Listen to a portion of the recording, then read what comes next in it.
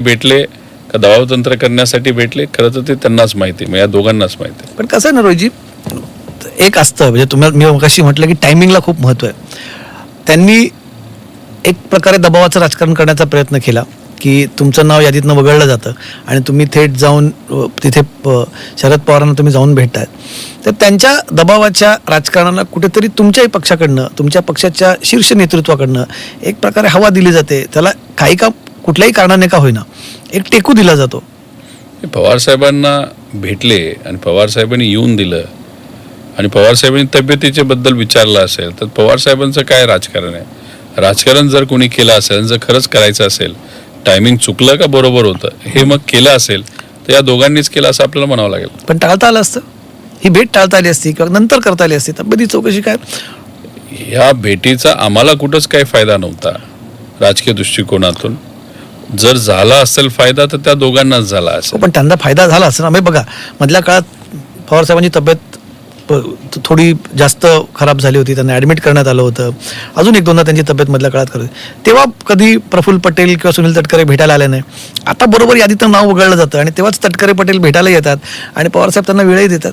याच्यावरूनच समजून घ्या ना त्यांची मानसिकता कशी आहे. भेट देणाऱ्याबद्दल बोलतोय मी, त्यांच्याबद्दल. पवार साहेब, तुम्ही उद्या जाऊन समजा विरोधी पक्षातल्या कुठल्याही मोठ्या नेत्याने, नाही तर सत्तेतल्या नाही तर विरोधातल्या नेत्याने वेळ मागितलं तर पवार साहेब लगेच त्या ठिकाणी हेच खरं तर त्या काळचं राजकारण, जे पवार साहेब त्या काळामध्ये जे राजकारण करत होते, त्या राजकारणामध्ये आणि आजच्या राजकारणामध्ये हा फरक आहे. नाही पण कसं आहे ना, असं जेव्हा खूप दिवसांनी एखादी दुरावलेली व्यक्ती भेटायला येते ना, आपल्या गावाकडे सहज जुनी जाणती मंडळी एक शब्द वापरतात, एक वाक्य वापरतात, आज कशी बरं आठवण झाली.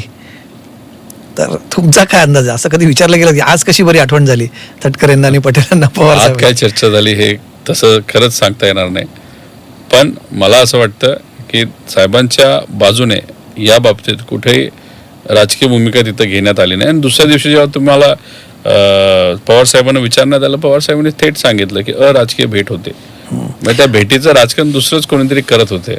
त्यात पण एकांचा फोटो आला, व्हिडिओ आला, दुसरे असून सुद्धा नसल्यासारखे का बोलतात हे मला त्या ठिकाणी कळत नाही.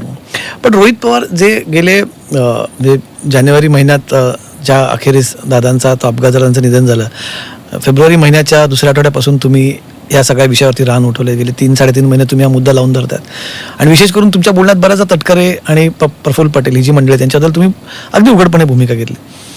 व्यक्तिशः विचारतोय मी, राजकीय दृष्ट्याने असं त्यांना अशा वेळेस भेट देणं हे तुमच्यासारख्या कार्यकर्ते थोडंसं मॉरल डाऊन करणार आहे का?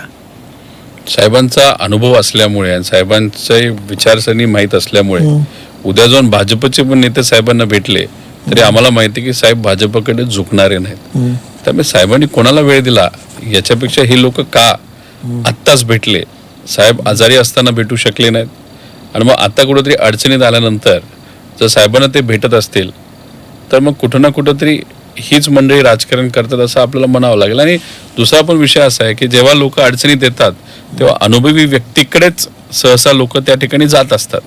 आता तिथे जाऊन साहेबांशी बोलत असताना काही वेगळी राजकीय चर्चा झाली नाही झाली माहीत नाही, पण पवार साहेबांनी एकदा सांगितलं की अराजकीय चर्चा झाली तर मग ते खरंच असेल. तुमचं पॉलिटिकल रिडिंग काय सांगतं? तुम्ही आता तसे आता मुरब्बी राजकारणी झालेले आहात, तुमचं रिडिंग काय सांगतं? काय त्यांच्या डोक्यात परतीचे काही विचार असतील किंवा असं काही असेल तसं तुम्हाला वाटतं? एक राजकीय तुमचा कयास? फक्त टायमिंग साधण्याचा प्रयत्न केला त्यांच्या पक्षातल्या काही नेत्यांवर प्रेशर आणण्यासाठी असं मला वाटतं. म्हणजे थेट सुनेत्रा पवार आणि इतर मंडळींवरतीच. कसं झालं, दुसरं त्यांच्याकडनं भेटीची वेळ जेव्हा झाली, भेट झाली त्याच्या दरम्यान जे 1-2 महत्त्वाच्या घडामोडी झाल्या त्याच्याकडे मी तुमचं लक्ष वेधू इच्छितो. त्यांची यादी आली, त्या यादीत ना प्रफुल्ल पटेल कार्याध्यक्ष आहेत त्या पक्षाचे, ना सुनील तटकरेंचा प्रदेशाध्यक्ष म्हणून उल्लेख आहे. आणि नंतर जी पक्षाची संरचना बदलण्यात आली त्याच्यामध्ये त्या तिजोरीच्या चाव्यात जे आर्थिक व्यवहार होतील ते आर्थिक व्यवहार आता तिघांच्या सहीशिवाय होणार नाही. म्हणजे पक्षाध्यक्ष सोबतच पक्षाचे सेक्रेटरी आणि पार्थ, ह्या तिघांपैकी एक इदर ऑफ द अकाउंट होल्डर्स त्यांच्या नावाशिवाय ते होणार नाही. त्यामुळे आर्थिक व्यवहार हे सगळे हातात घेतलेत. एक प्रकारे त्यांची नाकेबंदी तिथे पक्षात सुरू झालेली आहे असं तुम्हाला वाटतं का? आता याच्यावरून एकच असेल, जेव्हा तिजोरीच्या चाव्या काढून घेतल्या जातात, नाहीतर एखादा अकाउंटंट बदलला जातो, एखादा CA बदलला जातो, त्याचं कारण एकच असू शकतं की आर्थिक काही चुका ह्या आधीच्या व्यक्तीकडनं त्या ठिकाणी झाल्या असाव्यात आणि त्याचाच एक भाग म्हणून हा बदल झाला असावा. म्हणजे खर्च पार्टीचे सोडून दुसरेच कुठले ते खर्च जर पार्टीच्या फंडमधून केले असतील आणि ते जर काही लोकांना निदर्शनास आले असतील तर ते परत होऊ नये याची दक्षता पार्टीने घेतली असावी. चुकीचा उपयोग झाला फंड्स असं तुम्ही म्हणता म्हणजे?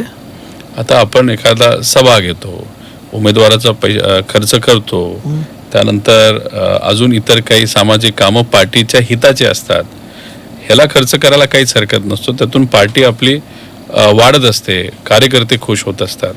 पण याच्यामध्ये अतिरिक्त इतर जो खर्च असतो, समजा आता उदाहरण घ्यायचं झालं तर कुठं ब्युटी पार्लरचं बिल असेल, नाही तर व्यक्तिगत स्वतःच्यासाठी गाडीला जायला कंटाळा येतो, मग चला हेलिकॉप्टरचा वापर त्या ठिकाणी करावा, अशी बिलं त्याच्यामध्ये जेव्हा प्रायव्हेट गोष्टीला हेलिकॉप्टर वापरलं असेल ती बिलं करोड रुपयाची जर पार्टीतून खर्च होत असतील, घराचं भाडं नाही तर अजून काय गोष्टी असतील, तर मग त्यालाच आपण म्हणतो की पैशाचा अयोग्य वापर करणं आणि तो पूर्वी झाला असावा. म्हणून बदल कदाचित या पक्षप्रमुखांनी केले असावेत. तुम्ही फार मोगम नाही, तुम्ही फार स्पष्टपणे बोलतात, पण तुम्ही फक्त त्याच्या स्पेसिफिक्सकडे तुम्ही जात नाहीत. तुम्ही कारण आता जे शब्द वापरले तुम्ही दिवसभरात दुसऱ्या तिसऱ्यांदा हे वापरतात. आज सकाळी पण तुम्ही एक पत्रकार परिषद घेतली आणि आताही तुम्ही बोलतात. तुम्ही स्पेसिफिकली 2 गोष्टींचा उल्लेख करता. एक, ब्युटी पार्लरवरती का मेकअपवरती हा खर्च झाला आणि हेलिकॉप्टरवरती खर्च झाला. हे फार स्पेसिफिक तुम्ही बोलतात. कोणाच्या ब्युटी पार्लरवरती खर्च झाला? मी आता ब्युटी पार्लरमध्ये काय महिलाच जातात असं नाही. बरं, कोण जातं प्रेस कॉन्फरन्सच्या आधी एखाद्या विशिष्ट हॉटेलमध्ये, त्या कुठल्या हॉटेलमध्ये आणि त्याची बिलं का तिथं आली, एकाच हॉटेलची बिलं तिथं जाणवली. कुठली? तुम्ही स्पष्टपणे बोला ना. तुमच्या आज नाही, आता मला कोण आहे ती व्यक्ती? नाही बघा, कागद माझ्याकडे काय त्या ठिकाणी आलेले नाहीत. त्यामुळे फक्त जे काय घडलं, जे पार्टीकडनं कळालं, जे काय आमचे सोर्सेस नाही तर आम्ही जे ऐकीव माहितीवर त्या ठिकाणी बोलतोय, या कुठल्या तरी नेत्याबद्दल असू शकतात. कोण आहेत म्हणजे हे नेते? नाही, आता ते माहिती खूप खोलात नाही. पक्षाचे महत्वाचे नेत्यांशिवाय त्या काळी याच्यात वन ऑफ द सिग्नेटरी बघा, तुम्ही म्हणतात की खर्च अयोग्यपणे केला. आता ज्याच्या हातात तिजोरीच्या चाव्या आहेत ते इतरांकोणासाठी खर्च करत असतील किंवा स्वतःसाठी खर्च करत असतील, तेव्हा तर प्रफुल्ल पटेल किंवा सुनील तटकरे तुम्ही यांच्या व्यतिरिक्त ह्यांच्यापैकी कोण स्वतः मेकअपसाठी खर्च करत होते? थेट तिथं सांगता येणार नाही. ते आपल्याला शोधावं लागेल. एक व्यक्ती आहे, एका व्यक्तीच्या परिचयाची एक व्यक्ती आहे. पण हेलिकॉप्टर नक्कीच सुनील तटकरे आणि प्रफुल्ल पटेल यांचा हेलिकॉप्टरचा खर्च माझ्या अंदाजाने 4.5 कोटी रुपयाचा हा पार्टी फंडातून त्या ठिकाणी दिला गेला अशी चर्चा तरी आहे. 4.5 कोटी प्रफुल्ल पटेल आणि तटकरेंच्या हेलिकॉप्टर, प्रायव्हेट हेलिकॉप्टरसाठी, पक्षाच्या कामासाठी नाही. पण ते पक्षाचे दौरे असतील, बैठका असतील. कुठल्या सभेत गेले प्रचाराला? दादा एकटेच तर लढत होते. तुम्ही विधानसभेला तेच सगळ्यात जास्त फिरले. त्यानंतर पुणे पिंपरी चिंचवडच्या इलेक्शनमध्ये तुम्ही बघा, दादाच एकटे लढत होते. दादांवर जर कोणी टीका करत असेल विरोधकांकडनं, नाहीतर समजा पिंपरी चिंचवडवर मोठ्या प्रमाणात टीका झाली, दादांच्या बाजूला लढायला कोण आले? हे नेते कोणी नाही आले. न प्रचार सभा घेतल्या, मग करत होते काय हेलिकॉप्टर बरोबर? अशी चर्चा त्या पक्षात होत असल्यामुळे आणि मग म्हणूनच कदाचित तो बदल झाला असा. आता खूप खोलात गेलो नाही कारण पक्ष वेगळा आहे. पण वाटतं तुम्हाला इच्छा, कारण तुम्ही बाकी सगळे तर मुद्दे मांडतात, तुम्हाला याच्याबद्दल थोडं शोध घ्यावा असं वाटतं?